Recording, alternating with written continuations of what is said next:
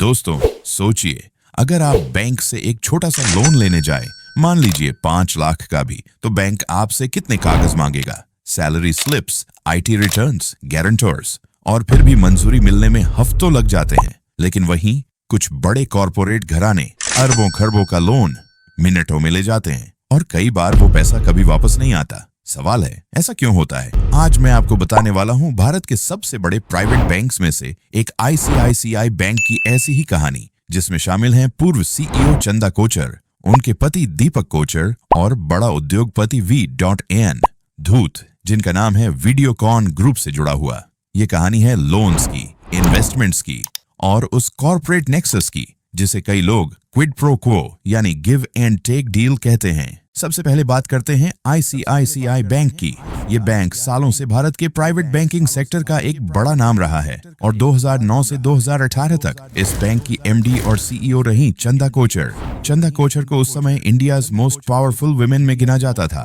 Forbes और Fortune जैसी magazine उनकी तस्वीरें छापती थीं। कॉर्पोरेट दुनिया में उनका नाम बहुत बड़ा था, लेकिन कहते हैं ना, जितनी ऊंचाई उतनी तेज गिरावट।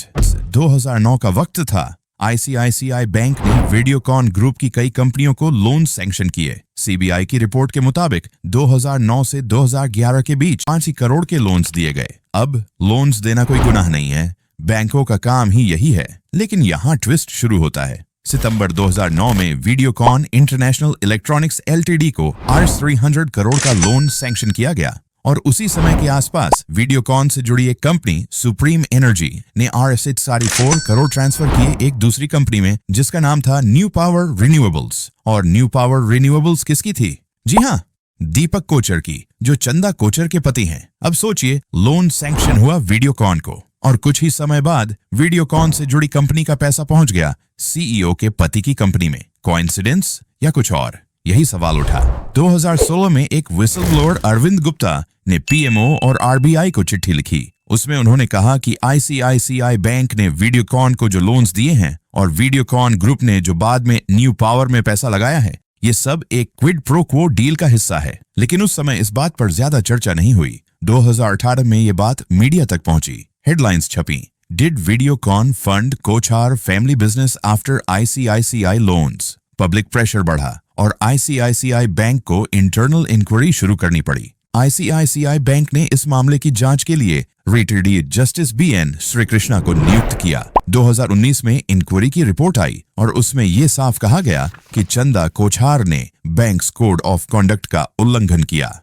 आईसीआईसीआई बैंक बोर्ड ने बड़ा कदम उठाते हुए कहा कि उनका रेजिग्नेशन वॉलंटरी नहीं माना जाएगा, बल्कि इसे टर्मिनेशन फॉर कॉज माना जाएगा। इसका मतलब चंदा कोचर को न सिर्फ अपनी नौकरी से हाथ धोना पड़ा, बल्कि 2009 से 2018 तक की सारी बोनसेस और बेनिफिट्स भी बैंक ने वापस ले लिए। चंदा कोचर ने इस फैसले को शॉकिंग बताया और अदालत का दरवाजा खटखटाया, लेकिन बॉम्बे हाई कोर्ट और सुप्रीम कोर्ट ने इंटरिम रिलीफ देने से मना कर दिया। 2019 में सीबीआई ने FIR दर्ज की। सेक्शंस लगाए गए थे क्रिमिनल कॉन्स्पिरेसी और प्रिवेंशन ऑफ करप्शन एक्ट के तहत। फिर दिसंबर 2022 में अचानक सीबीआई ने चंदा कोचर, दीपक कोचर और वीडियोकॉन के फाउंडर वेणुगोपाल धूत को गिरफ्तार कर लिया। ये अरेस्ट बड़ी खबर बनी, लेकिन यहाँ भी कहानी पलटी। जनवरी 2023 में बॉम्बे हाई कोर्ट ने इन अरेस्ट्स को इलीगल करार दिया और कहा कि सीबीआई ने अरेस्ट करने में प्रोसेस का पालन नहीं किया। मतलब अरेस्ट तो हो गई थी, लेकिन केस अभी भी पेंडिंग है।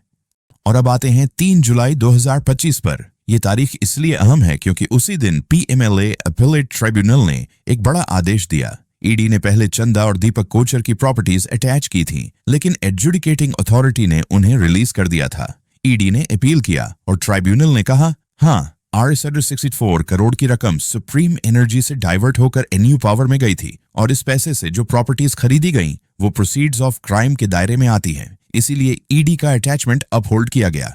यहाँ समझना जरूरी है, ये क्रिमिनल कन्विक्शन नहीं है। ट्राइब्यूनल का काम सिर्फ ये देखना होता है कि अटैचमेंट जस्टिफाइड है या नहीं। क्रिमिनल ट्रायल अभी भी कोर्ट्स में चल रहा है।